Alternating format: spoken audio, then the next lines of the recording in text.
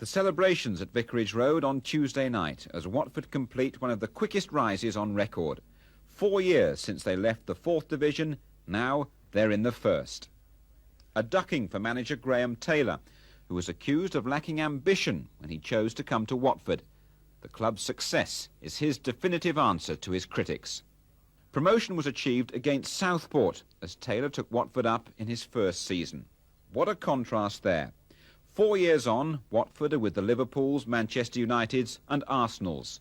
Southport in the Northern Premier alongside Goole, Gainsborough and Buxton. So what a prospect next season. In the 4th, it was opposition like Newport County who came to Vicarage Road. Bolton again. Well, Mercer's after it, so is Downs on the far side. He's beaten his man, and it's there, and it goes down to the number 8, Keith Mercer. These were early days in the partnership and friendship between Graham Taylor and chairman Elton John, who'd set a target that's already been surpassed and recognised the talents of his young manager. He's like a little dynamo, you see, so I thought I've got to really keep pace. And he has that influence, and it's brought discipline into the club, which we are woefully lacking. And we still have a long way to go in that respect, because we've set our sights on the 2nd Division in 5 years. Since then, Watford have stayed very much in the limelight, straight through the 3rd Division, now into the 1st. And their record in cup competitions proves their flag can fly proudly in any company. Remember that astonishing 7-1 victory over Southampton? And what happened this season when Manchester United came to Vicarage Road? Taylor's caught, hanging. Good punch by Bailey under a lot of pressure. Taylor to try again. And a good header from Lohman, and a good shot, and it's got in! It's 1-0! Well, Graham, a smashing week for you, and many congratulations. But you are ahead of schedule, aren't you, getting to the 1st Division? What are the dangers of getting there so quickly? That you'll come straight back. I think it's very simple, although, on the other hand, I don't think you can get promotion too quickly in the sense that you have to meet challenges. You can never say, well, we're not going to get it this year, we'd like to get it in 1985 or 86. Football doesn't work like that. But how concerned are you about going into the 1st Division without having the resources to strengthen your side?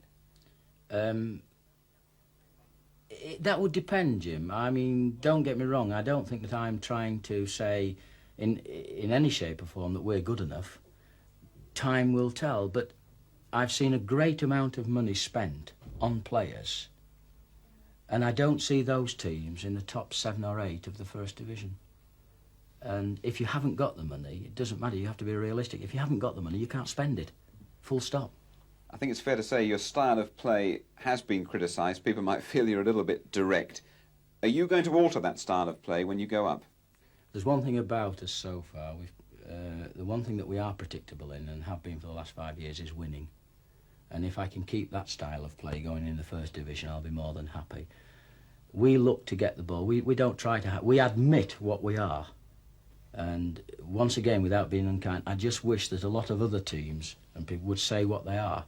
Watford's great regret is that they've been unable to get council backing to find a new ground or develop this one.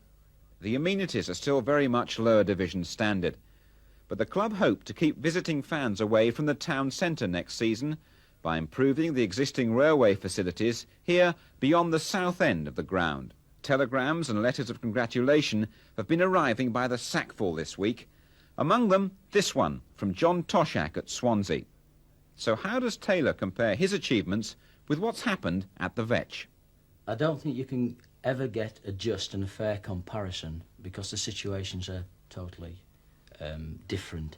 The only thing that I would say from a distance, I'd love to, and I'm sure John would be the same here, I'd love to sit right next to him and see in detail exactly how he's done it and what he's done, and I'd be quite happy to give that kind of detail to John, because that interests me very, very much to see the kind of players that they have signed and how they have signed them. It's been a remarkable week. Promotion and victory over Manchester United in the final of the FA Youth Cup. Another first, that, for Watford. Glory for the youngsters, but a realistic assessment from the manager. Being very critical The object is, have we got any first-team players, even if they reach the or have won the Youth Cup? But that's the main thing. Have we got any first-team players in there? We've spent a great deal of time and money in developing a youth policy at Watford Football Club, to the extent that we're very pleased that we've had 4 teenagers at one stage or another in our second division promotion side this season. So I'm a big believer that the whole club must be developed, particularly a club like Watford. It's all first for them. They've never done it before. As I said earlier, their traditions have been third and fourth. This is an impossible dream to many, many people who've supported this club over many, many years. And it's a pleasure to really be part in helping them achieve that dream.